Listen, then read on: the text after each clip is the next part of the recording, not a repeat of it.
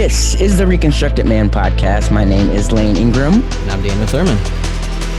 The Reconstructed Man podcast is a place where we explore the transgender experience by sharing our stories and lifting up the voices of others. This show is for everybody, trans, cis, and everyone in between. This show is about building community and making connections, and we're glad to have you here with us today. Yes, we are. How are you today, my friend? I'm doing pretty good. We are on the eve of the new year, 2021, so I'm pretty happy about that. I'm ready to say goodbye to 2020. Anyone else? Hey, I saw a hilarious meme that said everybody's like, can't wait to say bye to 2020. Like tomorrow we're going to wake up and it's just like all good. And like, I want to be there like that, like, yeah, man, got to say goodbye to this year, but I mean, we still have 20 days left of who's in charge. And also like winter and also like still a debacle. Like, I mean, okay, but it is New Year's Eve, and we can have new beginnings tomorrow. Yeah. I think everyone's just like, give me something new. I don't care what it is. Like, make it just feel a little bit different. And I think there's just going to be a collective, global, universal excitement that it is a new year, and there's just some new energy out there. That's what I hope. Some better things on the horizon, yeah, potentially. Yeah. And when literally the entire world is looking forward to that, I think there's going to be a shift. I really do. So I'm excited for it. I do want to be appreciative too, because I think 2020 has brought some very interesting, perspectives on personal life, on communal life. I've definitely taken a lot away from it. This podcast, I don't think could have happened had we not had the right circumstances, you and I. So I also want to be really thankful for what I've gained from it. Lockdown, quarantine hasn't been completely all bad. It's taught me some new things about myself and how I relate to others. So those are good things, and I'm gonna think about those tonight as I celebrate the fuck off to 2020. I give you that. I mean, it's like, you're ridiculous. I give you that, but it is. I mean, look, I think 2020 has kind of been awful. I mean, overall, like just kind of awful and ugly. When you think about the politics, and you think about the racial injustice, you think about the economy and like the election fraud, and just the ugly. When you think about the number of trans people that were killed this year, right? I mean, there's some ugly, ugly things that are kind of hard to let go of. But to your point, really good things too. I mean, lots of great representation in the LGBTQ plus community in the election, right? Joe Biden won. We have our first African American, and what is she? What is she also? Indian? What is she also? Kamala? Yeah, Indian. Mm-hmm. Yeah. Indian American. First person of color, female. I mean, really great things. Our podcast. I got to spend a lot more time with my family. Everybody that I've talked to, even though we've been in a pandemic, like being able to work from home has given people a chance. I think a lot of us have worked harder and smarter. And I think, good changes will come for that. But we have been in a pandemic, and like it just has sucked. And we're tired, and so I'm looking forward to 2021, but like we have work to do, like a lot of work to do, and changes to be made. Yeah. And I think one thing that's kind of come from that too is to that point of there needs to be so much that's done and changed.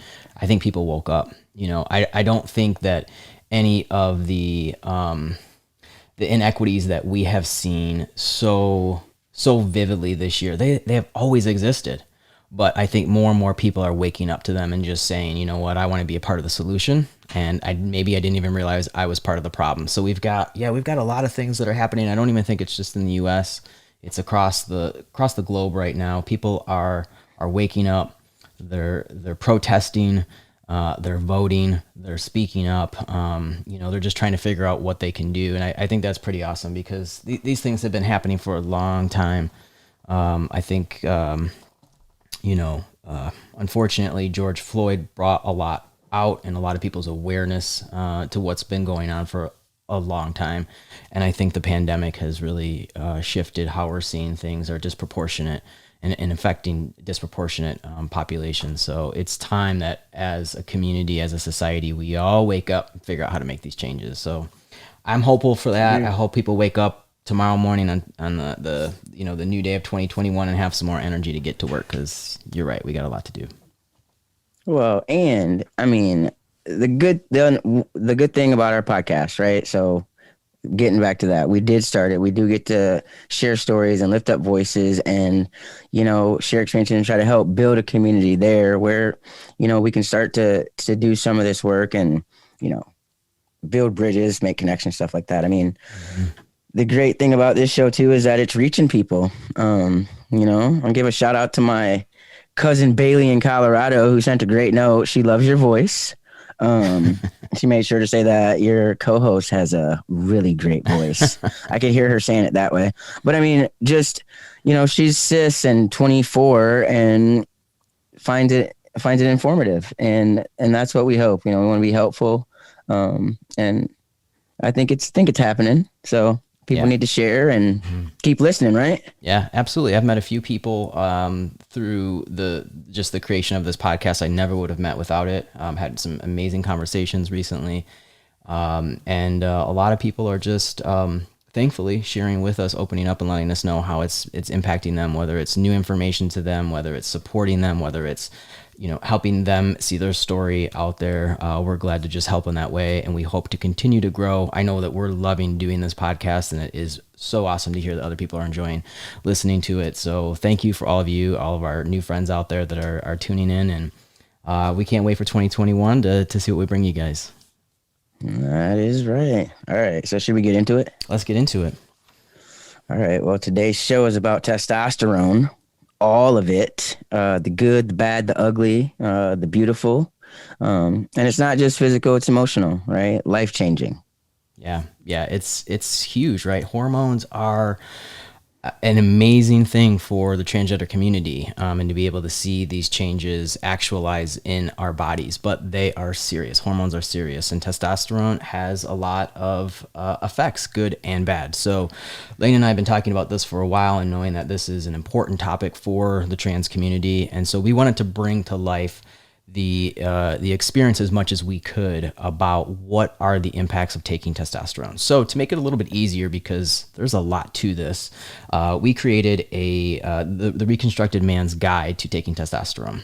We're going to put this on our website, so you guys will be able to go and download it as a PDF, so that you have something past the show that's got a little bit more detail to it. But we broke this down essentially into 6 different categories to help us kind of wrap our head around it, and so that you guys could follow along. So first, we've got sexual changes that are going to occur, physical changes that will occur.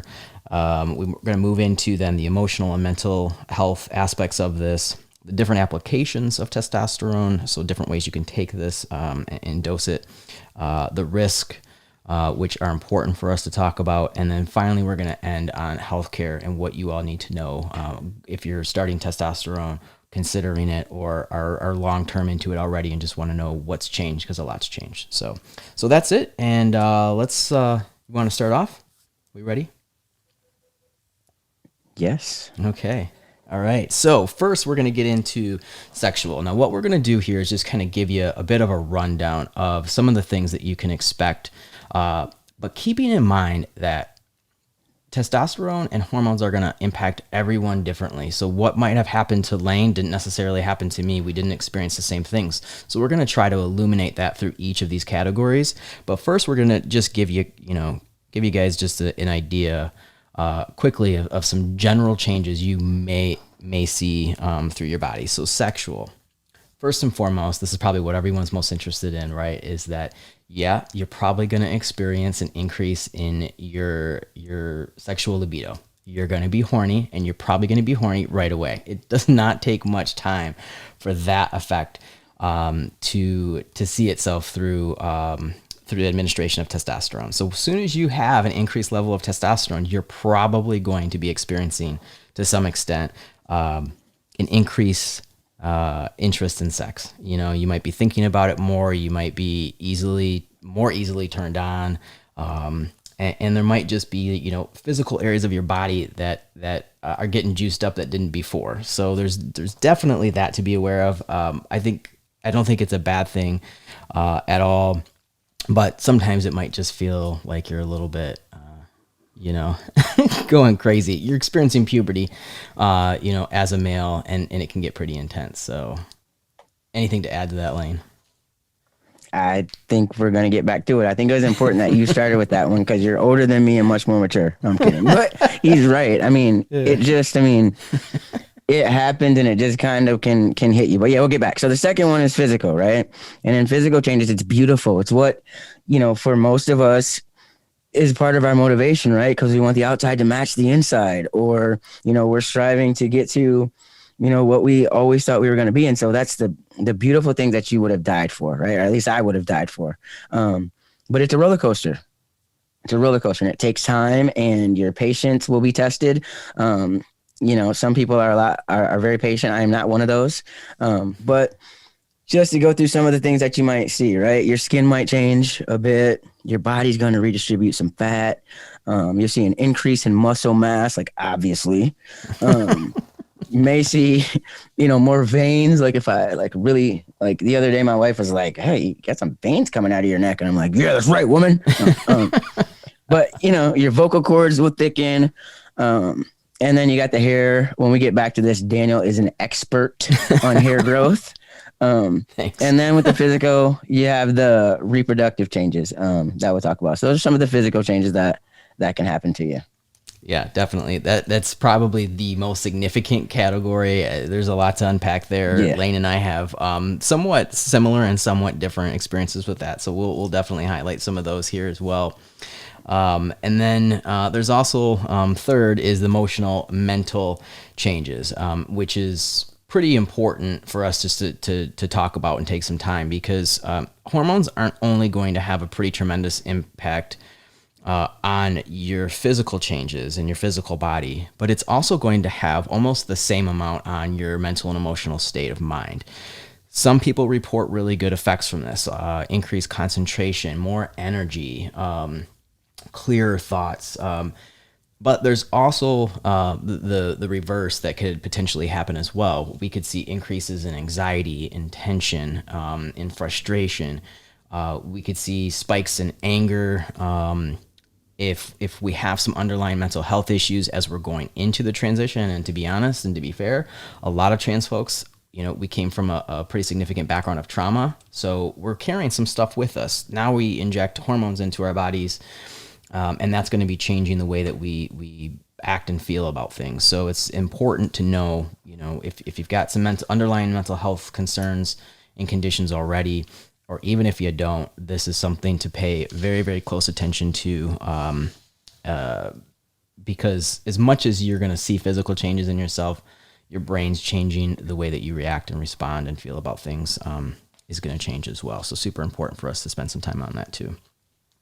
Yeah, and we'll get back to that, but important to mention, I mean, you're still going to be you, but it's really important to recognize and be okay with the changes that are happening, or at least, you know, have a recognition that it's happening, right? And be honest about it, because, you know, you have to work through it. But yeah, we'll get into it. Number 4, our fourth thing in the Reconstructed Man's Guide to Taking Testosterone, application. Okay. It's because there's so many different ways that you can take T. And there's a lot of advantages and disadvantages to all of the ways. And a lot of this is all intertwined. You know, we said we're going to talk about healthcare and risk, and some of that can weigh into the way that you decide to apply your T. Just to go through it real quick, we have, you know, there's injections, there's gels and creams, patches. You can do it orally. There's implants. So there's multiple ways that it can be administered. Daniel and I both do it differently. And we'll talk a little bit more about that when we come back. Mm-hmm. Yeah. So definitely a lot of ways to administer it. Make sure you guys are talking to your healthcare providers too about what might be best for you. On that note, there's also some significant risk that we do want to bring up.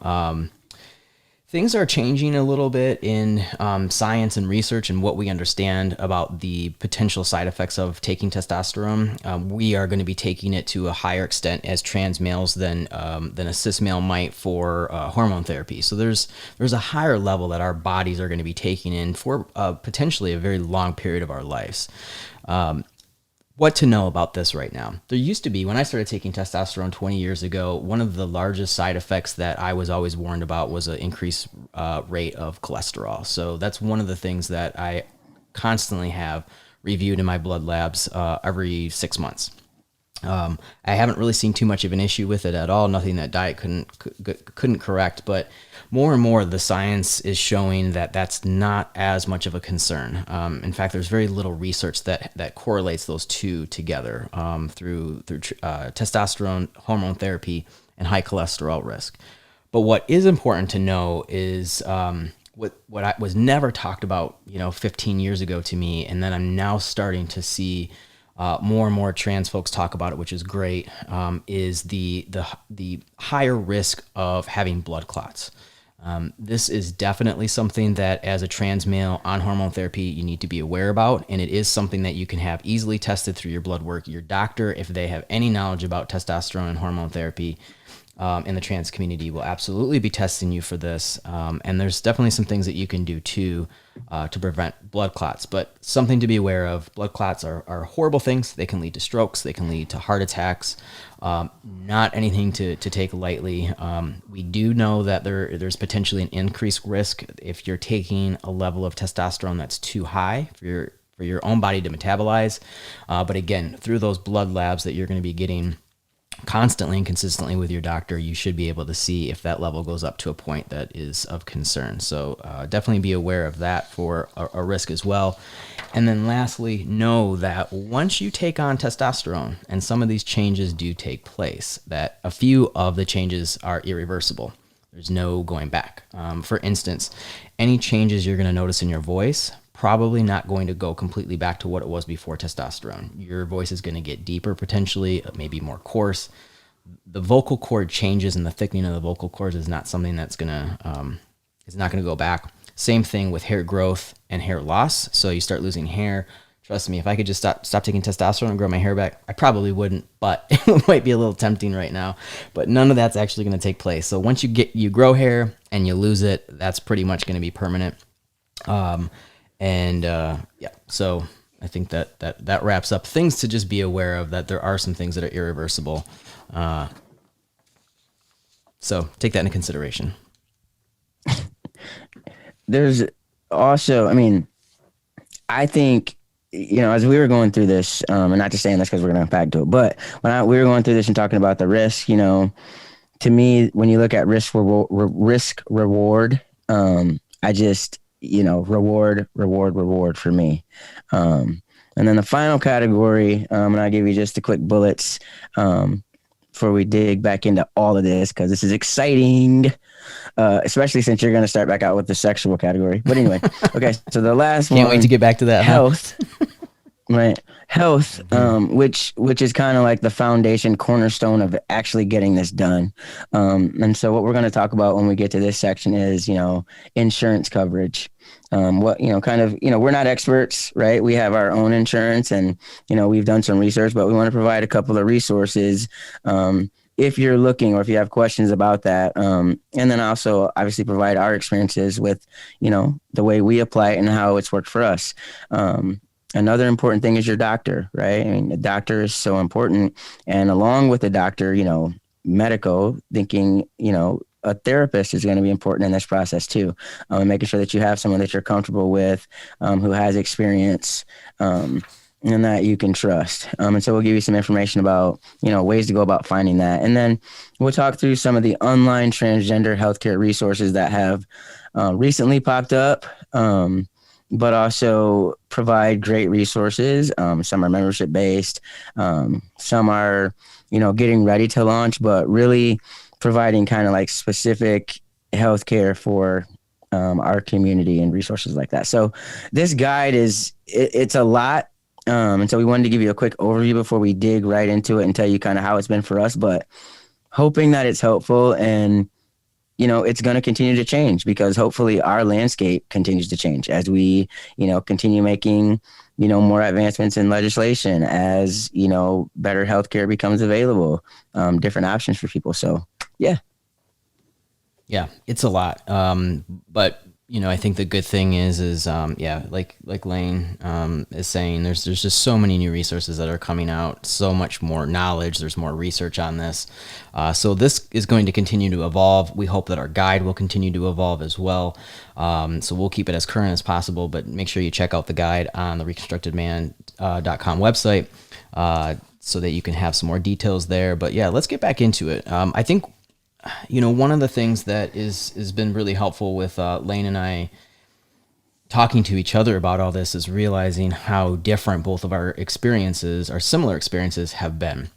When we're talking about taking testosterone, it's going to be different for every single one of us. There's going to be some similarities, but I think it's important to just let your body process it in whatever way that is. But saying that, there's just, definitely some good things to know. So what Layne and I thought would be a really good, helpful thing for you guys to hear about is just our different experiences, or the different ways that we experienced what we were going through with these changes. I started hormones, taking testosterone when I was, I think 18. I was 18 or 19 years old. So this would have been in like 1998.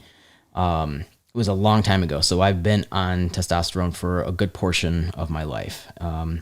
And so that already is a little bit different than Layne's experience. How long have you been taking testosterone for, Layne? I started in 2017. Okay. So like February 2017. So almost 4 years. Okay. So what's been interesting too is, as we started to talk about this show, I had to go back and think about some of my experiences because it has been so long. And Layne is still going through maybe some of the changes. So I think that'll be helpful as we kind of dive into these categories. Sexual, I don't know what to say about that besides just get ready. You're gonna have increased libido. At least that's what happened to me, right? Layne, anything other than that? No, it's a thing, and it's intense. And luckily for me, I was married. Luckily, I guess you can take that both ways. If you're, I guess if you're single, that could work out good for you too. Not so much in a pandemic. But, luckily for me at the time, I was married and things work out. But it is an intense thing, and it's wild. And, but it's cool. Right? Yeah, it's interesting. I remember having much more empathy for young pubescent teenage boys at that point, because I'm like, wow, this is kind of intense. Like, it might overtake your brain a little bit. Yeah. No, it does. It everything does. makes you think a little about sex. different. Yeah, you could turn everything into that. It's just as like, what else is there to think about? Yeah. Yeah. Sort of. Yeah. And it kind of just happens, and then it stays though. it kind of seeps into who you are becoming too. Maybe that's just me, but it's sort of always in the back of my mind. Not that it, not that it wasn't necessarily before like that, but it just is different, and it's a thing. Yeah. Yeah. And it's okay. Yeah. I think that's a good point, because, there could be a little bit of guilt or shame in having an increased libido and thinking about sex more and being, more easily turned on, because it is a pretty significant spike at first. And I would say that probably for me, I don't know, I'd say maybe like a few years, like 3-ish years. I would say at least I could honestly say that, it really impacted me. I'm a much more sexual person now than I was prior to T, but there was definitely a period of like a spike where I'm like, I got to get control of this. This is crazy, But I need to go to a meeting. Yeah, I might have to go to a meeting, right? That didn't last forever. So, no. But there definitely is some new energy around sex for sure. And I think part of that too is coming into our own bodies, liking our bodies more. We're seeing these physical changes, and I think what's an interesting thing that people forget to talk about with with sex and being turned on is that it's not only our partners that are turning us on, that we turn ourselves on as well. So as a trans person comes into enjoying their bodies more, feeling more connected to it, feeling prouder of it, you know, muscles are growing, hair's growing, you know, body fat's going away in certain areas. We like ourselves more, so we're more sexual beings in that way. So always something to Well, take into account. that's why this is also interconnected. You know, if we move into the physical, right, what you're talking about is one of the main things that happened to me, which was my biggest change in me that came from the physical changes was confidence. And when you're confident, right, like you're sexier, you're more appealing.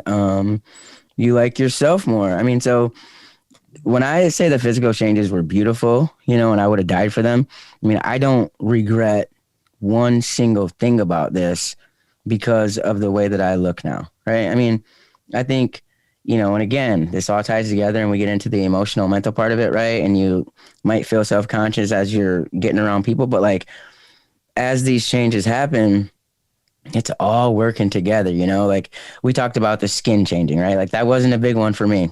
One of the two biggest ones for me, I'm going to say the three: body fat, right? And you know, I had gotten kind of heavy actually. You know, I was a college athlete, and in my playing days, I played between like I want to say 137 and 142, right? And that was like kind of skinny as I look back. Like I was lifting weights, and so I had gotten big. Like I think I was like maybe 200 pounds at one point, and I guess I was wearing it fine because that's just how I was looking, you know. But like I was not happy with myself in general, obviously, and so I mean I've slimmed down a lot, you know, and my body structure has changed. My shoulders are different. My hips are different. I mean, I like it better, you know? And so like, that's been a big one for me. And I think it's been shocking for people. And then like the voice was a big one, but I like my voice a lot better now. I can't wait until it even drops a little more if it will, but I mean, it helps, you know. I was worried that I was going to have, and I don't want this to come out the wrong way, but I'm just an honest person. You know, I was worried that it might come out kind of like robotic. You know how it can sound like kind of chipmunky sometimes when you're in between in your transition. Mm-hmm. I was worried that I was going to stay there, but I think, you know, I think it's doing it. I can't sing at all, and that's making me sad because I enjoy that. That's and then tough. my third one, I guess, is the muscle mass, obviously. Look at those guns. But yeah, what about you physically? I mean, obviously, we could see part of you. Yeah, the hair has been. It's a new issue for me because new is like the past 5 years. Because I had like, you know, hair amounts on my body that when I started to take testosterone, I liked the increase of hair growth. I liked it a little bit more on my arms. I liked my hair on my legs. And, Yeah. you know, I had, you know, a good amount of facial hair, nothing excessive, but like a good amount. And then like 5 years ago, it just seemed to like, my body did not get the message that I didn't need any more body hair. And so it just is like pop. I don't know if there's a place on my body that doesn't have hair on it anymore. I was going to a show pre-COVID, like a concert, and they were putting on one of those little sticky bands on me. I remember the girl at the door was like, "Oh my God, like I have nowhere to put this, you know, like this is going to get wrapped up in your hair. Like that's a lot of hair." And I was like, "Thanks, you know, calm down." Maybe a lot of guys won't like that, but I'm pretty sensitive about it. Like it's not that much, you lady. know, yeah, like I'm now like having to trim. I got hair on my back, my shoulders, just places that I don't want it, and it's not getting the message. So you know, and then I started to a while ago. This is kind of funny. I think this is a little bit karma. I don't know if I shared this story with you before or not, but when I was young, you know, I had a lot of hair on my head. I have, you know, Italian roots in my family, a lot of hair on my head, and I always wanted to have the receding hairline. Right. I was just like, I need to have a receding hairline. Like that's just like a man thing to have. So when I was younger, I actually like shaved in a receding hairline. I mean, it was like Eddie Munster looking. Just oh man, it was That's so the bad. worst. Yeah, I think I was probably like, Dude, give me some of that hair for this patch on my face right here. Well, I can't give you any more Gosh. from up there because it's gone. It's going. So that's the other thing with the hair is that, look, you're kind of committed to whatever's in your genes. I've heard a lot of people say if you want to know what your body hair is going to look like and your head hair is going to look like as a man transitioned, look to your mom's side of the family. Like look to Yes. right? And so my mom's side of the family, very Italian, very hairy, some balding.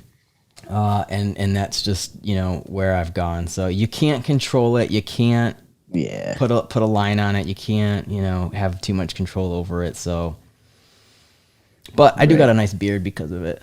So You do have a nice beard, and mine's coming. I mean, it feels like, I think because this feels so right, so natural, so normal. I can't, like, when you just asked how long it was, like, I cannot believe that I'm just gonna be at 4 years. Like, I can't believe it. Like, it feels like, forever. Yeah, it feels like forever. And so I guess I do still have so much to wait for. Like, I'm so impatient with this damn beard and mustache. Like, and it's looking good. I think I like it. in 2018, I found this picture that I had taken. I was like on a field trip with one of my kids, and I really thought I was doing something. God, I mean, I think I had been down like 25 pounds, so I was really like, oh, look at this. I was still kind of like beefy too. So it was kind of like Tanya used to call me like a football guy. She was like, oh, look at my football guy, So I like took this picture because I had like 4 steps. I might have sent it to you. I did get I that. like take a picture and I was like this, and looking back, it's like you. But yeah, so still happening. Well, yeah, and this will be my advice too, because as I've started to think back to those years, I mean, I remember looking in my mirror, turning the light on, just really wanting to see every change. And I haven't thought about that in a long time until this show came up again. And it really made me feel nostalgic about it, because it's as much as like, I remember that feeling of like, this cannot happen, any faster. Like I want this stuff 10 years ago.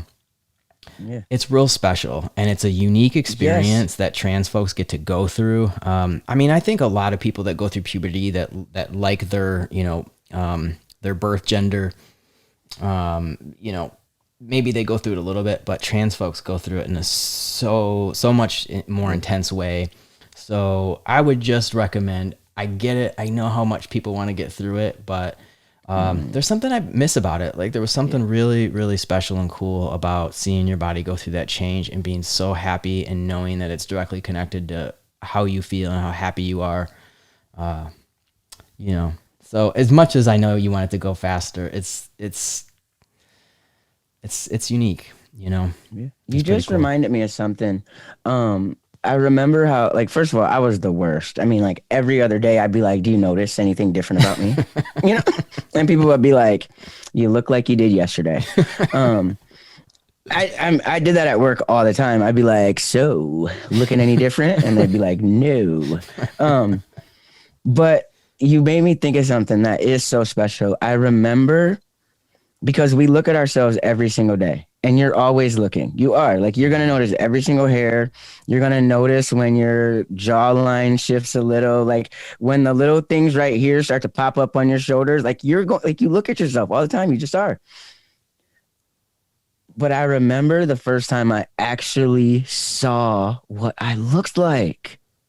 Like, what do you mean? Like when I saw the difference. Okay. Like, I was seeing myself every day and like thinking I saw stuff. But then one day, I don't know if I had like turned funny, but like I got a glimpse of what I must look like to someone seeing me.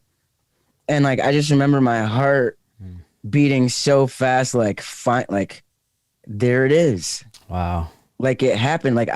And so those are moments to cherish, because it's like, I'll never forget it. And I hadn't thought about that in a long time, but I remember the first time I actually got to see it, because so that's huge. It is. I think it's more beautiful than not physically. Yeah, for sure. Yeah. I mean, and it happens. You're going to be on testosterone potentially your whole life, if you choose to, and the changes don't stop. I mean, you continue to have a hormone in your body, and they continue to have effects throughout your whole life. So, I still see changes constantly in my body. Not just the hair, but everything else. And I think what's good to know too is that the more, the muscles are going to change pretty quickly on their own if you don't do anything, if you don't feed it anything. But you can definitely increase that by taking care of your body, eating, different foods and getting healthier and working out. I mean, working out, you are going to notice some pretty significant changes in a way that you didn't before you took testosterone. Your muscles are going to grow quicker. You're going to drop body fat much quicker. And sometimes those effects are desired and sometimes they're not. So it kind of just depends on what you're looking or how you want your body to present. But, just know that there's a kind of a fast forward button with testosterone of how quickly your body will change when you give it different inputs. Yeah. And then the last thing I think under physical to just kind of touch on is the reproductive changes, because that's important to people. What's it going to be like? And Daniel and I both have different experiences with that. I told you I started testosterone in 2017. In 2015, I had a hysterectomy, and it's really interesting how that happened. I mean, I'd had some other issues or whatever, but like. And I didn't think anything about myself being trans, right? But I remember when my doctor said to me, we could attack this, non-aggressively and just, we could, do a couple of interventions, or we could take everything out. And I remember being like, take it all out. I mean, I was like so adamant about that, even at that time. Because this is pre-transition, pre-transition. This is trans. Yeah. Pre-recognizing, and just something in me was like, if I could get rid of this, right? Like if I could get rid of this, that'd be great. Like I don't have to deal with that part of me. And I think that was an innate sign, like, hello. But so that happened before, and I've never looked back. And I think, for a lot of trans people, that's not the goal. That's not an option. That's not even something that you want. And I think that all of that is important on both sides, and I think if it hadn't happened for me that way, I can tell you based on having done it, that would have been important to me. And so for anybody out there that is considering that, the only thing I tell you about it is, it's probably behind the top surgery, the single greatest thing I've ever done, because for me, that part of what was going on was too much for me to handle. And I think it's helped me to come to be closer to who I am, to not have to have that, not to think about it, not to, but there is another part of that, in terms of if you want to have kids, right? And the kind of relationship that you're in, and that's a whole different topic with lots of layers to it. But things to consider. So that's what I'd say about the reproductive changes. What would you say? Yeah, so such good information. It was a little bit different for me in that I didn't really know what I should do with those parts of my body. And so I've consulted with doctors different times, even up to last year, to say, I want a second or a third opinion. Given everything that we know scientifically and medically right now, is it recommended I do this, right? And I've gotten a consistent response from multiple doctors that have said, it's going to be up to you. As a trans patient, it's going to be up to you whether you want to have that surgery or not. Some people do have underlying medical issues that may require it, or it may give you some good outcomes to have either your uterus and or ovaries removed. And sometimes it's not necessary. So then you're going to have to make a decision if you think that it's going to benefit you. And for me, the response I've gotten back from the medical community is there's no need for you to have it. There's to have the surgery. There's no increased rate in cancers to leave those things there. And given all that, is this something that you want to open your body up to and remove organs from it? And I've kind of taken the conservative route so far to say, if I don't need to open my body up, I'm not going to. I've for the most part, those things have shut down in my body because I've been on testosterone for so long. I take a regular dose of testosterone, whatever that might be. I don't have to take an increased, amount because I have estrogen, too much estrogen producing in those areas. So for me, it's been something I've just been able to not have to do. But it's always kind of something in the back of my mind that no one's ever going to say to you, I don't think, at least right now, as a transgender person, you have to have it or you shouldn't have it. It's going to be a choice that as an individual you make if there's no other health conditions. So again, something that's just really important for you to have an honest conversation with your doctor and multiple doctors so that it's your choice and you know what that choice entails, how it's going to impact you. But I think it's also worth, I think knowing both of those stories, what your experience was, Layne, and having that removed, and those parts of you removed, and from my experience, not having that, both very valid and legitimate, and no one's saying one way or another that one's right or wrong. So very personal choice, I think. Yep. And yeah, that's what I was gonna say. It's personal. And I mean, if in general, like, let's say you start T, your periods will get lighter and probably stop, and we know this is stuff that you can find on the internet, right? But just a little validation to it, and just to make sure that you can hear these facts, right? Like they're going to get lighter or they'll stop altogether. And T will reduce your ability to get pregnant, but it won't completely take it away. I mean, just things to keep in mind as you're out living your life, right? Like you can't, you might be on T, but that doesn't take away any risk of you potentially getting pregnant, if you still have those organs there. Yeah. So there's things to think about. And I think one more thing, on that note before we move on to is if you're keeping in your uterus and your ovaries, that those organs can develop cancer. And so it is important to make sure that you are talking to your doctor about that and that you are getting tested. You are having a pap smear regularly or however regularly is recommended. It is a sore spot for me. It's one of the things that kind of makes me uncomfortable in this process, and not a whole lot does anymore. But I do have a doctor that I trust that I can have these conversations with. That as uncomfortable as it is, I still feel that I still feel respect for my doctor when I do have these conversations, and I feel the ability to be able to be honest about that. So that's really important as well.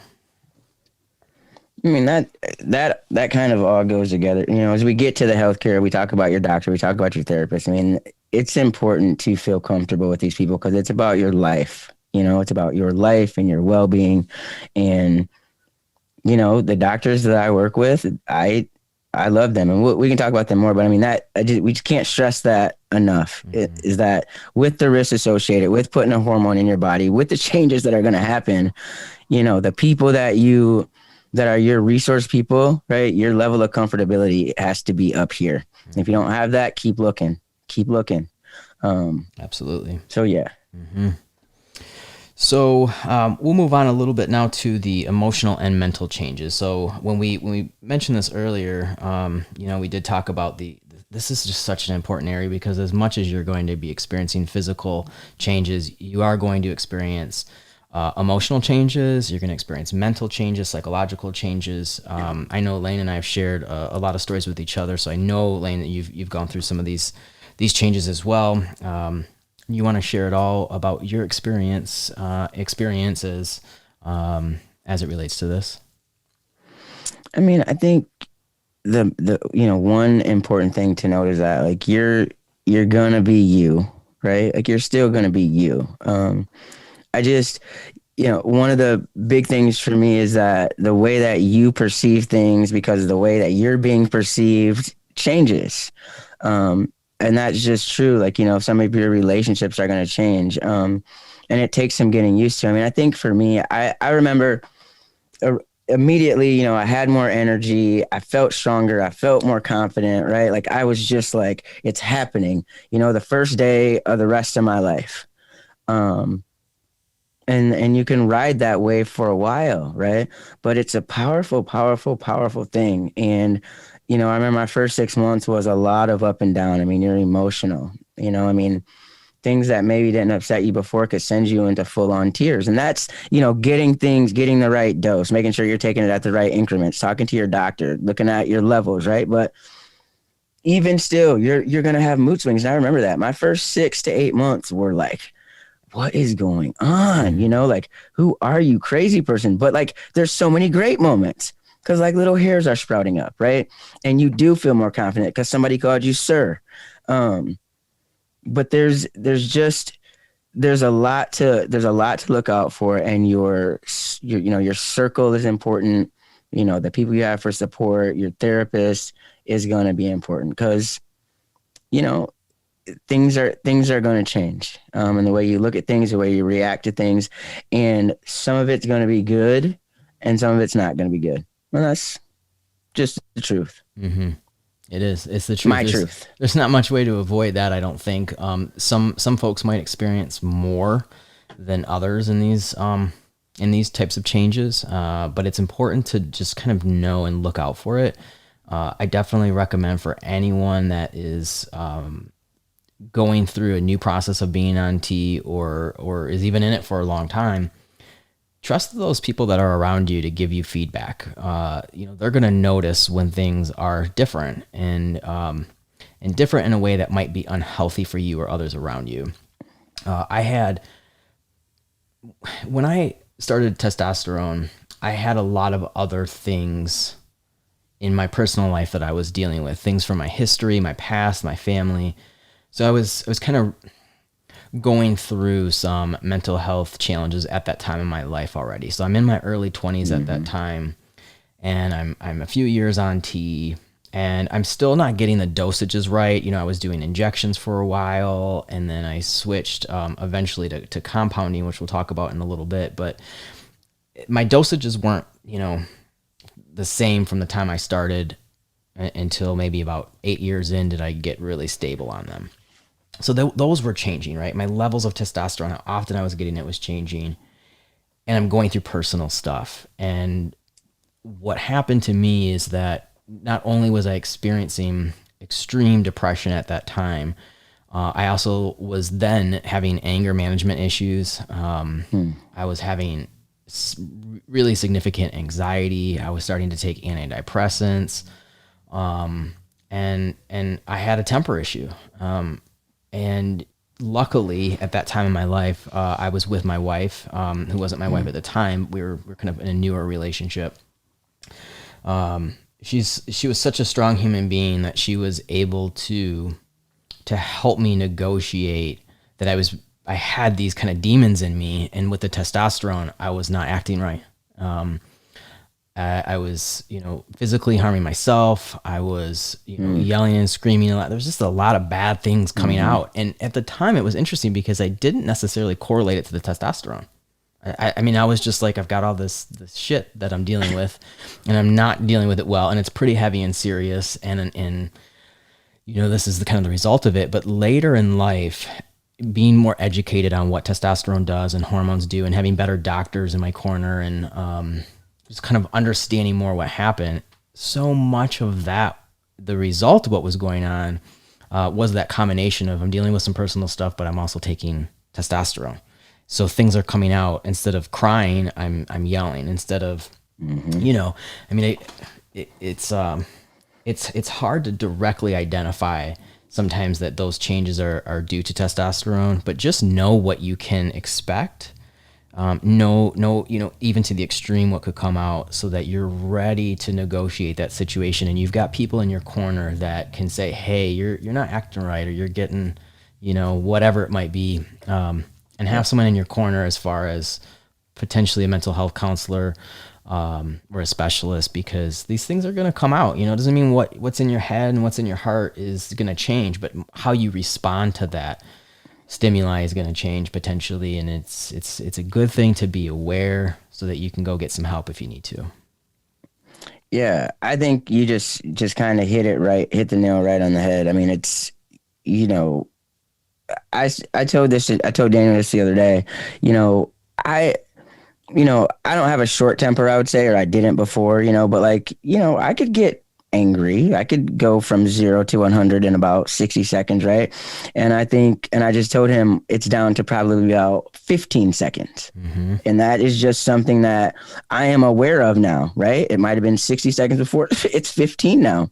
And that just, is what it is. I mean, that's still me. It just gets to where I would have gotten before. And that's things that, as people, we can, we have to work on and do in general. But it's also being aware and understanding that it happens, and, working through it to just working through it. Mm-hmm. And you can work through it, sometimes it is just like minor adjustments of your dosages and working through again with your doctors, so that, there's awareness that these things can impact the way that you behave and the way that you respond. And then there's, mental health counseling, which a lot of us trans folks are going to just have a lot of baggage we're bringing with us at that point.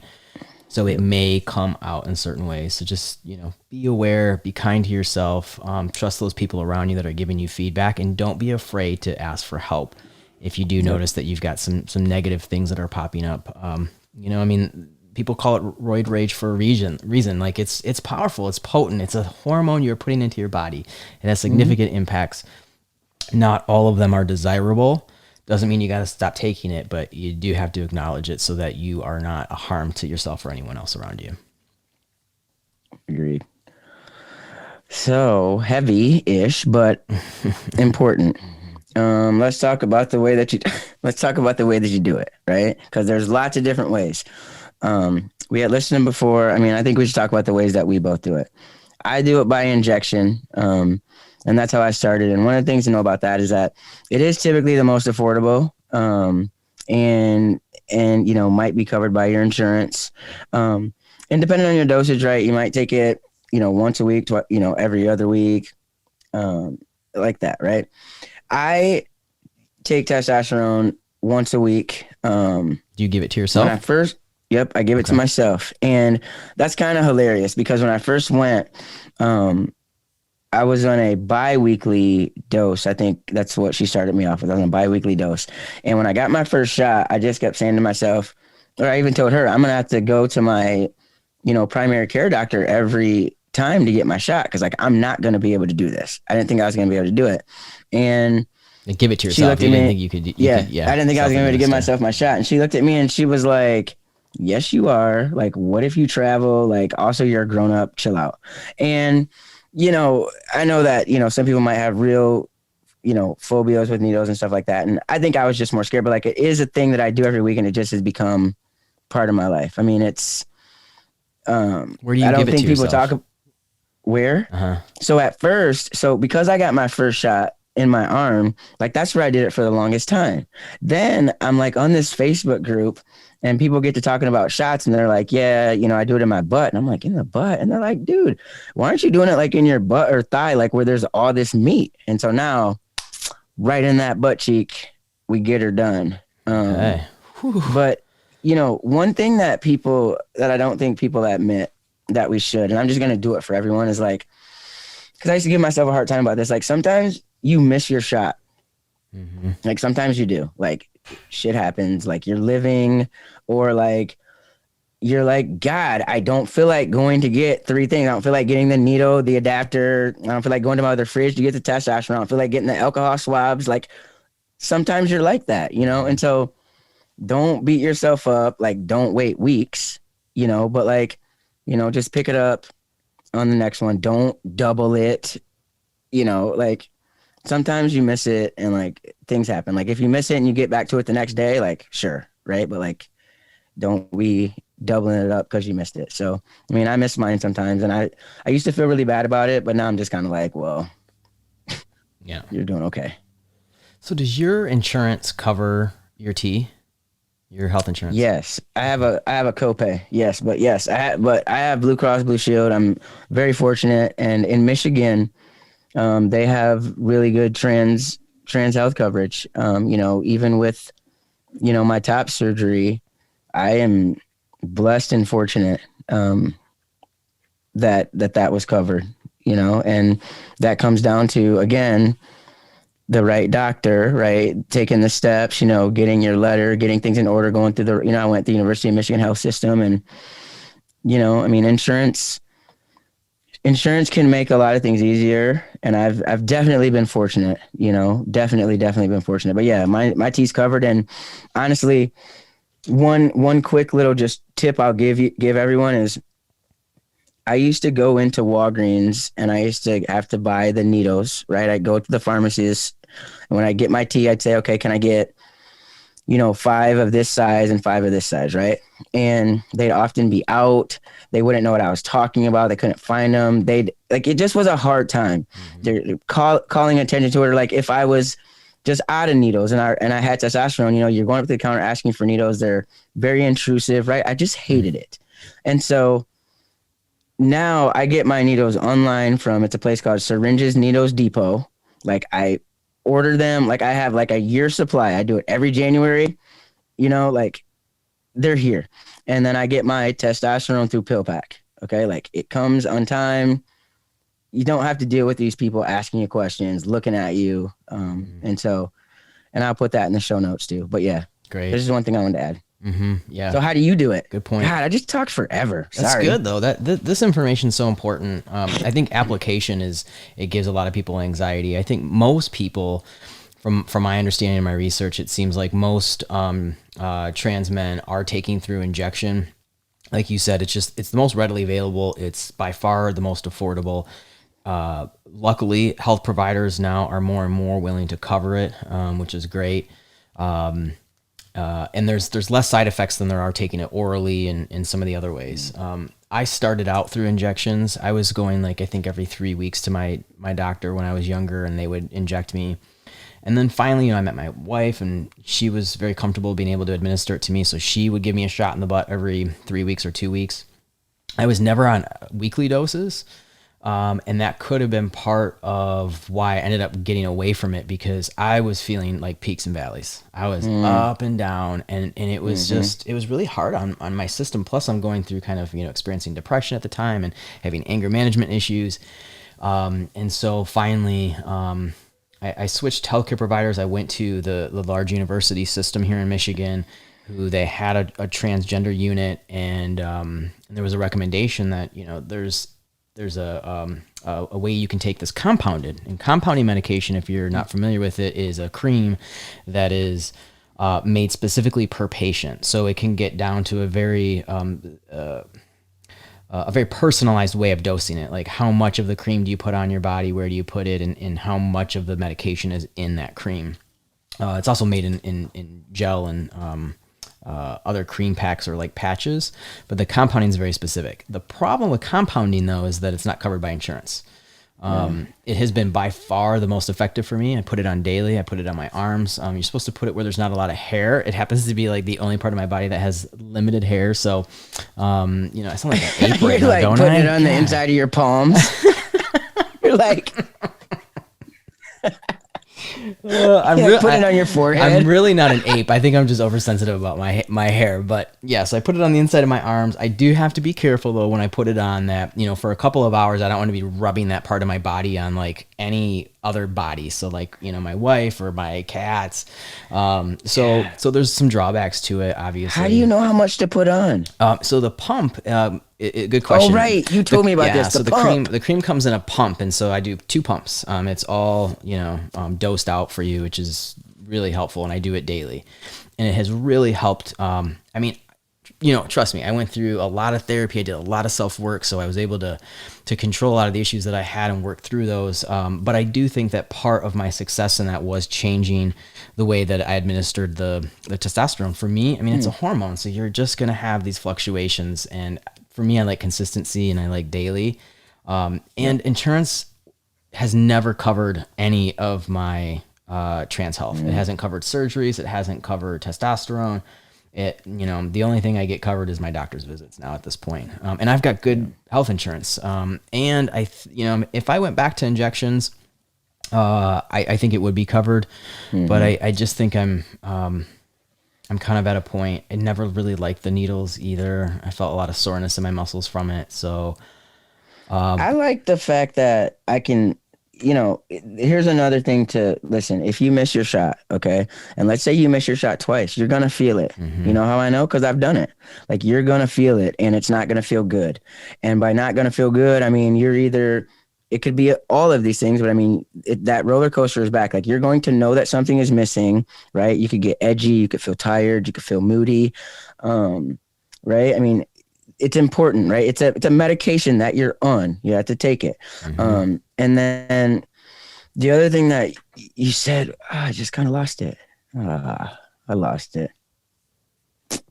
That's It's gonna be great though. It's gonna come back. I have confidence in you. Maybe not.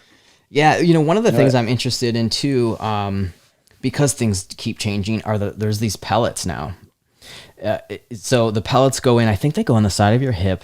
There's a very minor surgical procedure. There's a couple that they put in you, and it is supposed to deliver a really consistent dose to your body. So, and I think this is like every 3 to 4 months you get them replaced. So imagine like not having, like, I worry sometimes when I go on vacation, like, I was camping one time and I didn't accidentally do it. I just didn't do it right. But I threw our bag of like all of our toiletries and food over this crevasse, and then it got stuck. So we weren't able to lift it back up, and my medication's in there. And I'm like, okay, I can go to the store and buy toothpaste, but like, I can't go get testosterone right now. So if I go, I can maybe go a day or two without many side effects, but much longer than that, like, I'm not comfortable with. So there's definitely this, kind of like a panicky feeling that if anything happens to this medication, and I travel a lot, like if I lose it, that's not good. So I like the idea of being able to go longer periods of time without it, and not have to worry, or what if it gets stopped at, the border patrol and they take it and all that stuff. I know what I was going to say. I was going to say two things. One was going to be about your pump, because it just reminds me, you say they have it all dosed out or whatever. And like, I just want to make sure, like, you get 2 pumps, but does that mean like when you're like at the creamer station that you could be like, like a long pump, or like, is it like a, you have to? That's my first question for you. Okay. No, it's just like a, it's like a quick finger pump, and it's like, there's no way you can manipulate the pump. The only way you're going to get more or less is if you do more or less pumps. That's it. Okay. Got it. Okay. Yeah. So that, now that we have that all taken care of, cause I don't, okay. Yeah. And then the thing I was going to say that I do like about the injection, I mean, if you can like injections, is that like, it's just a mental thing for me, but like, it's like kind of a power thing, right? Like if you were to give it, like if you're in an action movie, right? Like think of the villain or the hero, and they like take it and it's time for their shot, and like, and it's like, like that. Maybe that's just me, but like right afterwards, in the first couple of days, I'm just like, yeah, but I can lift up a car now. I'm kidding. You are my new superhero. You have officially. I just got done watching the season 1 of Watchmen. Like, you are my new like injectable T-Man superhero. I love that image. T-Man activate. That's right. Oh, I love it. I gotta get me a T-shirt with you on it. Yeah, for sure. T-Man. Oh. Yeah. Oh, you're killing me today. So next is let's see. I want to make sure we covered all that. Yes, we did. Okay, so moving on then. T-Man. Oh my God. Okay.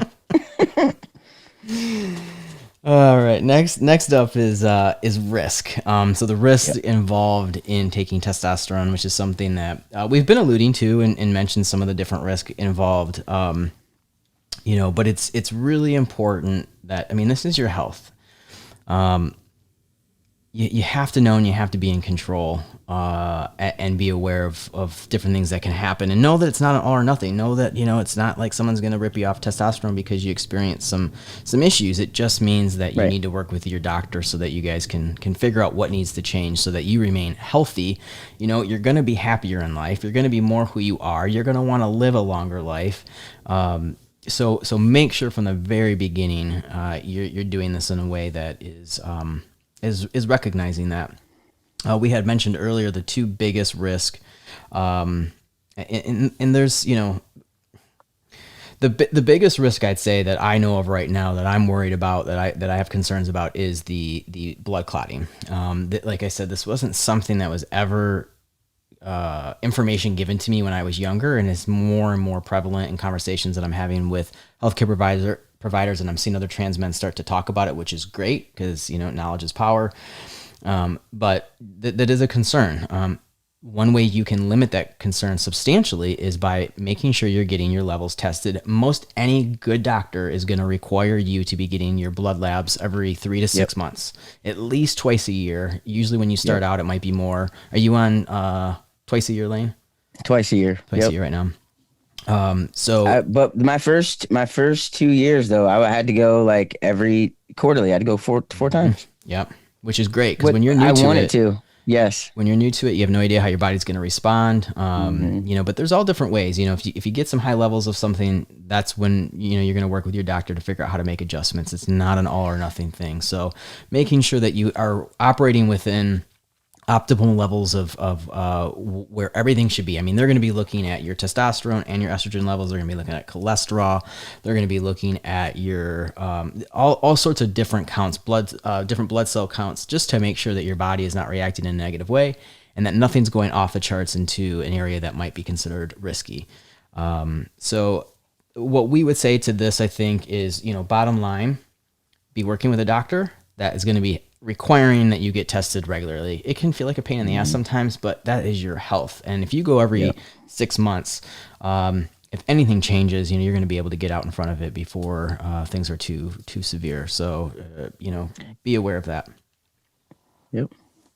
And then as we move into health, which is the last category of our guide, what I'd say to add on to what Daniel just said is, you know, sometimes, like in my case, my primary care physician isn't who prescribes my testosterone, but he's willing to work with that doctor, you know, and share things and communicate. And so, you know, that's another thing that you can consider. You know, if you have a doctor right now that's your primary care physician that you like, right? Like in my case, this person, you know, I think might have been the one that birthed me or whatever, you know, or delivered me. He didn't birth me. My mom did that.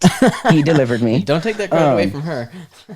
But you know what I mean? And so he's been in my life for 40 years and it was quite a conversation, but you know, willing to work. And so that can be helpful too. Especially when you're talking about blood work. Like, you know, I live in Lansing. My doctor that prescribes my testosterone is in Ann Arbor, you know, and so having that relationship is good. Great point. But as we move into healthcare, you know, like I said before, Daniel and I, we aren't the experts on this, but, you know, when we look at insurance coverage, right, in terms of resources, the National Center for Transgender Equality has really great information, a comprehensive guide to kind of understanding health insurance and how to ensure that you're covered. And so also, you know, different insurance companies, like Daniel said, cover different things. And, you know, that's what I'd say about that, right? And like the doctor, we've said that 100 times. The doctor's important. And one thing we haven't talked a lot about is the mental health part of it in terms of a therapist. And that person is important. And that person's important to this whole process, right? Because, you know, they're the ones that are going to write you that letter that you take. And also they're the ones that are going to, you know, really help to support and ground you through this. You want to talk about some of the online trans healthcare stuff? Yeah. We'll add those to our list for sure. I think, you know, what Layne suggests is so important is like, you got to have your team.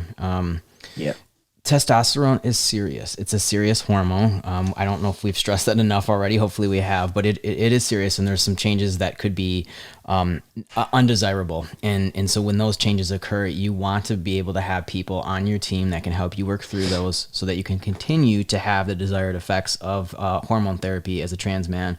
But doing it in a way that is safe, because again, you're going to be happier. You want to be healthier. You want to live a longer life. So make sure from the very beginning you are getting the right people on this. And that's such a great point, Layne, too, of, you know, having a doctor that you'd like to work with. Maybe they don't have any prior experience working with trans folks, but they can always connect with those doctors that are now on your new team. You can, you know, create that however you want. So super good point.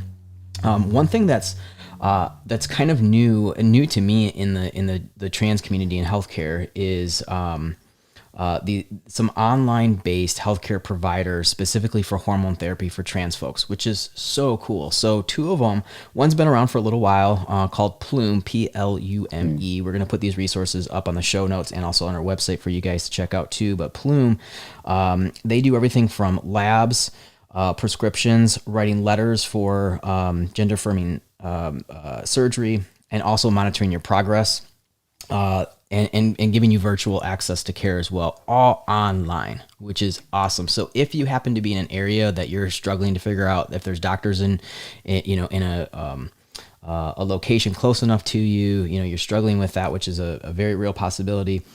These online companies are awesome. So you can go through all of your hormone therapy needs through these organizations. The other one to mention too is Folx Health, and that's Folx Health. You can find them at folxhealth.com. They are about to launch in January 2021. They have some information on all social media right now. They've got a Facebook page. They're on Instagram, I know. And they do have a webpage as well. So you can sign up to be part of their newsletter right now, get information as things start to generate in January 21 with what they're going to offer. But very, very similar. Virtual consultations, labs, and meds shipped directly to your home.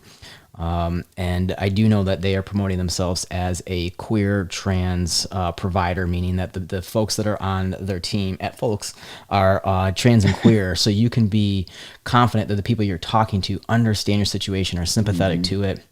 And it will definitely be able to provide you very respectable healthcare as far as your hormone needs go. So those are just two. There could be more out there. Layne and I are going to keep continuing to research this, and we do hope to provide a episode in the future, near future, that is totally focused on healthcare, because it is such a big part of us taking care of our bodies as trans folks. And it's also been a problematic area. I've had situations where I've had doctors that have not been good, have not understood the trans experience, have not understood the trans body. I've had very embarrassing situations, and I don't want anyone to go through that. So know that your body is a beautiful thing, and that your experience is a challenging experience, but it is beautiful as well, and that the people you have working with you on your team need to respect that. And they need to have some understanding. And just like Layne's doctor, primary care, that doesn't maybe have much knowledge, they want to know. They want to go and find more information out. They want to work with people that can help them know how to treat you respectfully as a patient, and do it in a way that keeps you safe. You have every right to that. So I can't stress that enough, how important that is. Hopefully these two online resources we mentioned to you may be helpful, and there's definitely some more, I believe, that are probably going to keep continuing to come out. All those, again, on our website and our show notes. I love the idea of that Folx queer and trans healthcare. I mean, I love that. I love to see it pop up. I mean, this is a lot, I mean, if I had to kind of try to put this in a nutshell, right? One thing I'd say is, like, enjoy the ride. Because it's a ride, like, enjoy that ride. But it's also like, man, get ready, because for me and for many people, I see these posts all the time, right? Getting my first shot today, or got my first appointment, or got my first consultation about T today. I mean, this is a big damn deal. It's a big deal. And, it is exciting, and you should be happy and thrilled, right? But also prepared. And also, kind of aware of what could possibly happen, but also kind of set yourself up for success, right? Your team is important. Love your doctor, right? If I could say be patient, I'm not a good example of that, but, like, be patient if you can, or don't, but it's the ride of a lifetime to me, and it's changed my life. I mean, I'm better because of it. And so if I had to kind of wrap all of what we just talked about, I think, like I told you before, reward outweighs the risk 100% for me. And, this is all great stuff, every minute of it. So true. So true. Final note for me would be just for, we're developing, which is a really beautiful thing, a pretty significant cis following. So individuals that are interested in learning about the trans experience, but that aren't necessarily trans.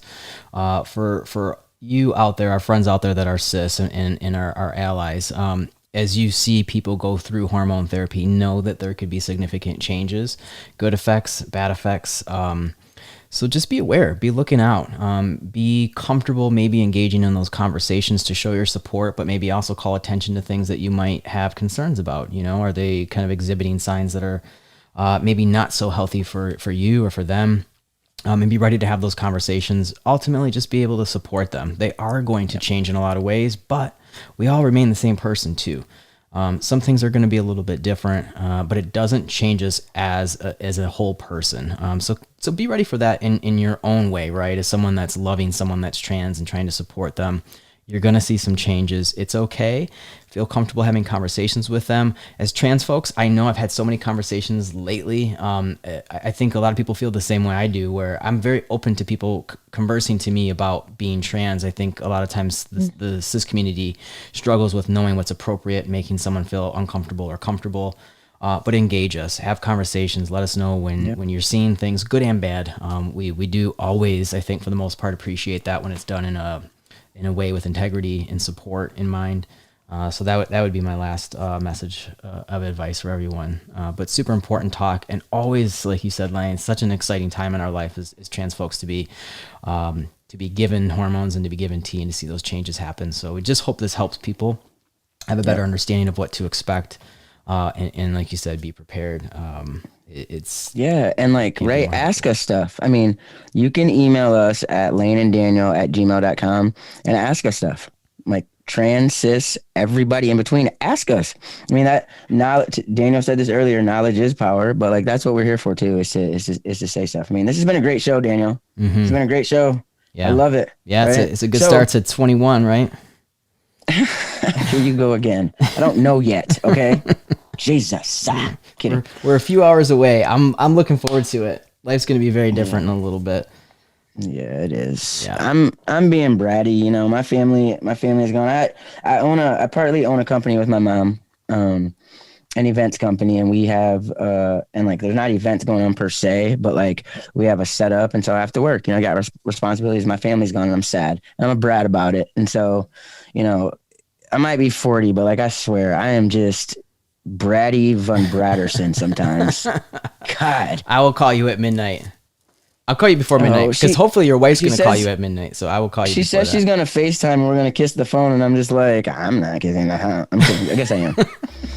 Anyway, okay. We need something from our friends, right? Yes, from all of our friends out there. Okay. Make sure you subscribe on YouTube and check out our website at thereconstructedman.com. Lots of cool stuff there. This guide is going to be there. You can find out more about Daniel and I. You can listen to previous episodes, and you can subscribe on whichever platform you listen or watch. And make sure that you like and rate us, because that does help people find us. And please keep sharing the show.